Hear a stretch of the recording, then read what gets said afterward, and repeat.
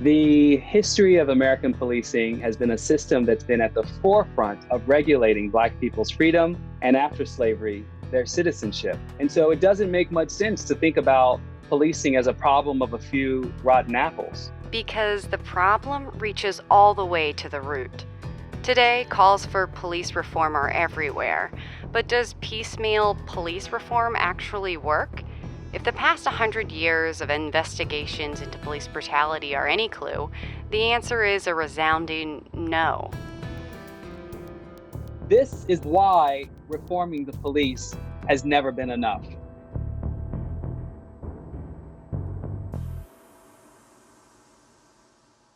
This is Khalil Gibran Muhammad. I am a professor of history, race, and public policy at the Harvard Kennedy School. The truth is, for a century, for literally 100 years, there have been intense official investigations into systemic police brutality. To be clear, we're only focusing on investigations into the police. The modern police force in the United States has been around for closer to 200 years, and that's not even counting precursors to law enforcement like slave catchers in the South. We're focusing on past race riots and resulting investigations, which have proven two things. One, racism and brutality is systemic within the police force, and two, after repeatedly diagnosing the illness, we fail to treat it.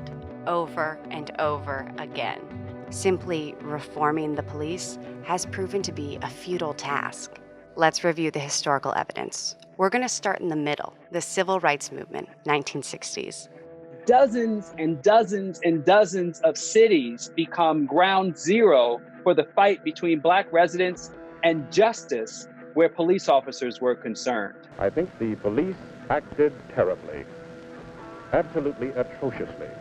I saw wanton beating of people who had not thrown any bottles or bricks or anything else, who were merely walking along the street, beaten until their heads were bloody and they were lying on the pavement. Riots broke out in Los Angeles, Newark, Detroit, New York City, Atlanta, Chicago, Tampa, Cincinnati, and that's just naming a few. By 1967, the president at the time, Lyndon Baines Johnson, called for a national commission on civil disorders. The Kerner Commission found that across these various cities, police brutality is pervasive. Indiscriminate stops and searches, that police systematically harass youths. And they added that the beat patrolman himself is expected to participate and to file a minimum number of stop and frisk or field interrogation reports for each tour of duty. A Black social psychologist named Kenneth Clark testified before the commission. Clark was astounded that the commissioners themselves seemed to have very little awareness of how so many opportunities to fix policing had come and gone before. Clark tells them, I read the report of the 1919 riot in Chicago as if I were reading the report of the Harlem Riot of 1935, the Harlem Riot of 1943, the Riot of 1965. It is a kind of Alice in Wonderland with the same moving picture reshown over and over again. The same analysis, the same recommendations, and the same inaction. And those reports Clark mentioned, they all did sound the same. Look at Chicago in 1919. Systemic violence took place in the wake of the stoning to death of a 17-year-old Black boy named Eugene Williams. He was swimming with his friends in Lake Michigan, happened to cross an invisible color line. That color line extended from the beach into the water. And when Eugene Williams crossed it, white beachgoers stoned him to death. Police on the scene refused to help the Black people of color. They enforced segregation, and Black American demand for justice was met with white violence.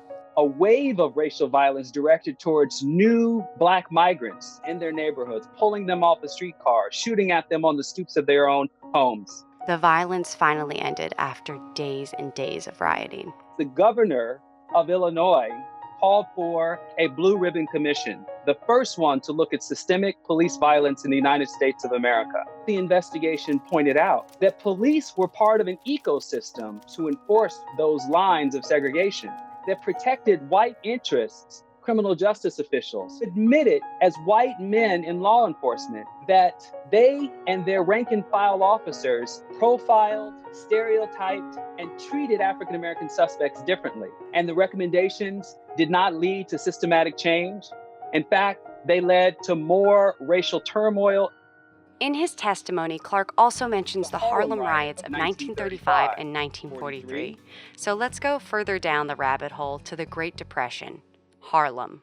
It was a young Afro-Puerto Rican teenager who had gone into a local store where he'd been accused of shoplifting. Rumors circulated, leading the crowds to believe he had been beaten by police or worse, even killed. In response, the community rioted. They were responding to systemic discrimination and prejudice where police officers were expressing the racism of white New Yorkers against Black Harlemites. What the Harlem Riot found out in its investigation, about 6,000 arrests, more than 90% of them were for nonviolent, mostly status offenses, disorderly conduct, suspicious characters, open containers, all the things that were being policed, but in fact represented people living in a low-income community having to do the kinds of public vices that wealthier people, or whiter people in this case, do behind closed doors. But the mayor buried the report, and it was only because of a Black newspaper, the Amsterdam News, that the report later became published, which is how we know what was in that report in the first place. Harlem rioted again in 1943 after police attacked an African-American soldier who was defending a Black woman. As before, the event proved to be a boiling point after unending injustice. We have to remember that the numbers of lynchings of African Americans in the nation was growing by the thousands, such that by the late 1940s, the number had topped more than 4,000 recorded lynchings, and yet no one was ever punished for that mob violence. Another Blue Ribbon Commission, another report pointing out systemic racism and brutality in the police, another failure to enact meaningful change. Looking back from where we are today to the Kerner Commission report, it is an astonishing echo that police officers then were incentivized to show their productivity by systematically harassing African Americans. That is what we find in pattern and practice investigations that really began in the 1990s. Fast forward to 1992, after the police's videotaped beating of Rodney King and their subsequent acquittal by a nearly all-white jury, African Americans took to the streets in what is now called an LA rebellion. This public outcry eventually led to the creation of the Pattern and Practice Investigation. It's essentially a spruced-up version of the Blue Ribbon Commissions of the past. So the federal government can prove that there is a reason to investigate constitutional violations, or they can use the power of the purse by pulling the budget from those organizations. The idea was that, unlike the inaction of the past, the Justice Department and the local police would agree to a consent decree, finally leading to reforms. The situation in the LAPD was so endemic and so bad that it was under consent decree for nearly a decade.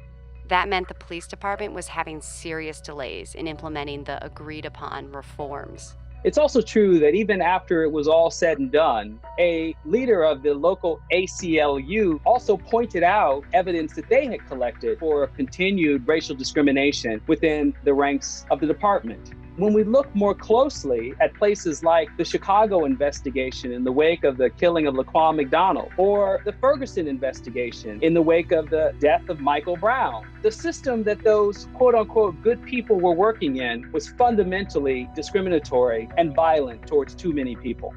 In 2014, Michael Brown was killed by a police officer. Michael Brown's body, laying dead, bleeding out for 4 hours on a hot summer day, brought into clear view for the residents of Ferguson that Black people's lives truly did not matter. What did the resulting investigation tell us? The Department of Justice found overwhelmingly substantial evidence of racial bias among police and court staff in Ferguson. Was that African Americans were systemically harassed and assaulted primarily to raise money for the city. These citations were putting poor people in a cycle of debt for the purposes of extracting them from money. Chicago 2014. Laquan McDonald was shot by police officer Jason Van Dyke 16 times. According to the dash cam video, Laquan McDonald was in fact walking away from the officers when he was shot. What happened in Chicago tells a story that shows that this was never just about a rogue police department. Not only did Van Dyke lie in the police report, but the officers on the scene supported his story. It turned out there was a massive cover-up.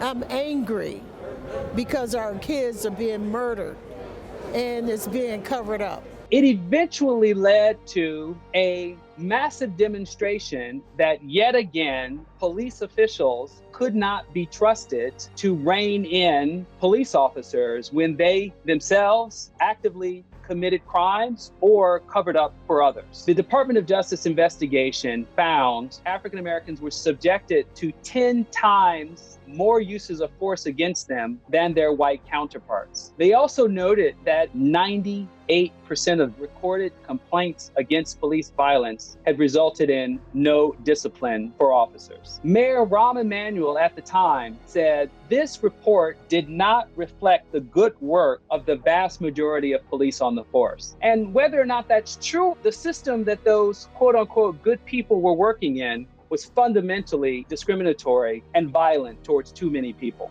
Sandra Bland, Breonna Taylor, George Floyd, Philando Castile, too many lives have been taken.